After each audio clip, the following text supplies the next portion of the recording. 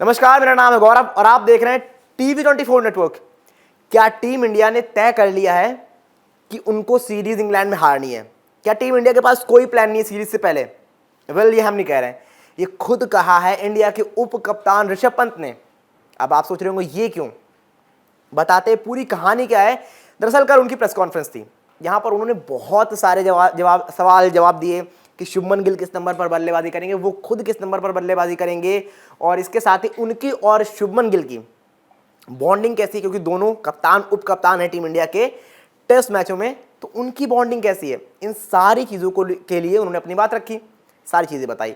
और इसके अलावा भी बहुत सारी चीज़ें उन्होंने बताई। जो अभी हाल ही में प्लेन क्रैश हुआ है उस पर भी उन्होंने बात रखी। उन्होंने कहा कि फिलहाल हम सभी को पता है पूरा देश दुख में है उन सारी चीज़ों को लेकर, तो हम यहाँ पर जीतकर अपने फैंस को, भारत को थोड़ी सी खुशियाँ देंगे। लेकिन क्या वाकई में टीम इंडिया जीतेगी, ये कहानी है। अब ऐसा क्यों कह रहा हूँ, मैं बताता हूँ पूरी की पूरी कहानी इस पूरे एक वीडियो में। तो उससे पहले अगर आपने अभी तक चैनल को सब्सक्राइब नहीं किया तो जल्दी से कर लीजिए। वीडियो पसंद आए तो लाइक करना बिल्कुल ना भूलें। तो अगर हम बात करते हैं ऋषभ पंत की कल की प्रेस कॉन्फ्रेंस की, तो देखिए सबसे बड़ा सवाल था शुभमन गिल किस नंबर पर बल्लेबाजी करेंगे, बाकी जो बैट्समैन है वो किस नंबर पर बल्लेबाजी करेंगे, साई सुदर्शन कहाँ खेलेंगे, करुण नायर कहाँ खेलेंगे, क्या दोनों साथ में खेलेंगे या दोनों में से एक खेलेगा। लेकिन कुछ भी श्योरिटी नहीं है। जी हाँ, टेस्ट मैच को सिर्फ एक दिन बचा हुआ है शुरू होने में, लेकिन अभी टीम इंडिया के पास कोई प्लान नहीं है कि कौन कहां बैटिंग करेगा। तो सबसे पहले आपको ऋषभ पंत का बयान सुना देते हैं कि उन्होंने कहा क्या शुभमन गिल के बारे में, और उसके बाद आप देखोगे साफ तौर पर प्लेइंग 11 या फिर कहें कि बैटिंग ऑर्डर के बारे में। तो सबसे पहले शुभमन गिल के बारे में बात करते हैं। जो उन्होंने कहा मुझे लगता है कि मैदान के बाहर और अंदर मेरे और शुभमन के बीच बहुत अच्छी दोस्ती है, खास तौर पर मैदान के बाहर। जैसे आप जानते हैं, अगर आप मैदान के बाहर अच्छे दोस्त हैं तो अंततः यह मैदान पर भी आता है। यह हमेशा क्रिकेट के लिए बेहतर होता है, और यह कुछ ऐसा है जिस पर मैंने हमेशा विश्वास किया है। और मैं और वह, हम एक दूसरे के साथ बहुत अच्छी तरह से घुल मिल जाते हैं, हम बातचीत करते रहते हैं, और जिस तरह का सहज क्षेत्र हम एक दूसरे के साथ रखते हैं, मुझे लगता है कि वह वास्तव में हमारे लिए खास होने वाला है। तो ये साफ तौर पर ऋषभ पंत ने अपनी और शुभमन गिल की दोस्ती के बारे में कहा, और उस बॉन्डिंग के बारे में बताया कि किस तरह से चीज़ें रहने वाली हैं, क्योंकि पहली बार शुभमन गिल कमान संभालने जा रहे हैं टीम इंडिया की, और अब वो परमानेंट कैप्टन है टेस्ट मैचों के। और बात ये भी चल रही है कि वनडे कैप्टनसी भी उनको दे दी जाएगी। लेकिन ये कहानी यहीं पर खत्म नहीं होती है। ऋषभ पंत और बहुत सारी बातें बताते हैं, लेकिन फिलहाल हम जिस चीज़ की बात करेंगे वो है बैटिंग ऑर्डर, जिसको लेकर बहुत चर्चा थी। क्या शुभमन गिल ओपन करेंगे, नंबर 3 खेलेंगे, नंबर 4 खेलेंगे? तो यहाँ पर ऋषभ पंत ने क्या कहा, तो आपको बयान सुनाते हैं साफ तौर पर क्या करें वो।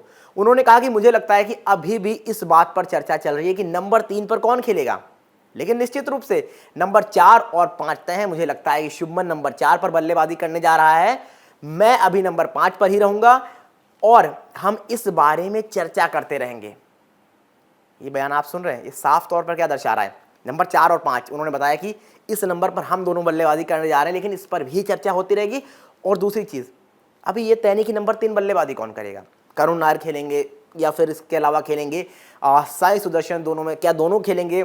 मान लीजिए साई सुदर्शन नंबर 3 खेलते हैं, करुण नायर नंबर 6 खेलते हैं, या फिर आप करुण नायर को नंबर 3 खिलाएंगे, साई सुदर्शन को नंबर 6 खिलाएंगे। तो ऐसे में क्या नीतीश रेड्डी नहीं खेलेंगे? नीतीश रेड्डी खेलेंगे क्या या फिर आप नीतीश रेड्डी को ना खिलाकर इन दोनों बल्लेबाजों को मौका देंगे, फिर शार्दुल ठाकुर को खिलाएंगे? इन चीज़ों को लेकर लगातार चर्चा चल रही है। जब से टीम इंडिया का 18 मेंबर्स का वो स्क्वाड आया है, लगातार चर्चा चल रही है। लेकिन सवाल अभी भी खड़ा हुआ है कि नंबर 3 नंबर 6 पर कौन, क्या दोनों खेल रहे हैं? क्या साई सुदर्शन और करुण नायर खेल रहे हैं? क्योंकि दोनों जबरदस्त फॉर्म में रहे हैं। हालांकि अगर आप घरेलू क्रिकेट के लिहाज से बात करोगे, रेड बॉल क्रिकेट के लिहाज से बात करोगे, वहां पर करुण बहुत आगे हैं फिलहाल इस वक्त पर साई सुदर्शन से। अगर हम करुण नायर की बात करते हैं, जो उनका रणजी ट्रॉफी सीजन रहा, 53 से ऊपर की उनकी एवरेज थी, 863 रन बनाए थे उन्होंने 11 मैचों में, 11 पारियों में। तो ये आपको साफ तौर पर दर्शा रहा है कि कितनी ज़बरदस्त बल्लेबाजी उन्होंने की थी। अगर 11 मैचों में उनके यहाँ पर 863 रन हैं, और जिस तरह से स्पेशली फाइनल में उनकी नौकरी थी, एक में 84 बनाए थे, वहाँ पर रन आउट हुए थे, फिर अगली इनिंग में शतक लगाया था, तो ज़बरदस्त फॉर्म में। लेकिन अगर आप बात करते हैं साई सुदर्शन की, तो 35-38 का एवरेज है उनका रणजी ट्रॉफी में, रेड बॉल क्रिकेट में। आईपीएल जरूर उनका अच्छा रहा, इस वजह से लाया गया है, लेकिन फिर वही सवाल कौन खेलेगा। अभी भी अगर टीम इंडिया इस पर तय नहीं कर पाई है तो फिर स्क्वाड जो आप लेकर गए हो, किस बात का इतना लंबा स्क्वाड लेकर गए हो, और फिर क्या ये दिखा रहा है कि आपकी तैयारियां अभी भी पूरी नहीं है। आप अभी इन चीज़ों पर ही चर्चा कर रहे हो कि आपकी प्लेइंग 11 क्या होगी, कौन किस नंबर पर बल्लेबाजी करेगा। खैर अब देखते हैं क्या कुछ निकल कर आता है। सिर्फ एक दिन बचा हुआ है, सारे सवालों के जवाब हमको लगता है वहीं पर मिलेंगे प्लेइंग 11 के। लेकिन फिलहाल अगर स्क्वाड की हम बात करें तो शुभमन गिल कप्तान होंगे, ऋषभ पंत वाइस कैप्टन, यशस्वी जायसवाल, केएल राहुल, साई सुदर्शन, अभिमन्यु ईश्वरन, करुण नायर, नीतीश कुमार रेड्डी, रविंद्र जडेजा, ध्रुव जुरेल, वॉशिंगटन सुंदर, शार्दुल ठाकुर, जसप्रीत बुमराह, मोहम्मद सिराज, प्रसिद्ध कृष्णा, आकाशदीप, कुलदीप यादव। ये टीम इंडिया का 18 मेंबर्स का स्क्वाड नजर आएगा। अब ये देखते हैं टीम इंडिया क्या कुछ कर आती है उस इंग्लैंड दौरे पर। इससे पहले अब टीम इंडिया गई थी 2-2 से सीरीज बराबर करके आई थी, हालांकि वहां पर बहुत अच्छा मौका था जीतने का, लेकिन टीम इंडिया को वहां पर हार का सामना करना पड़ा था।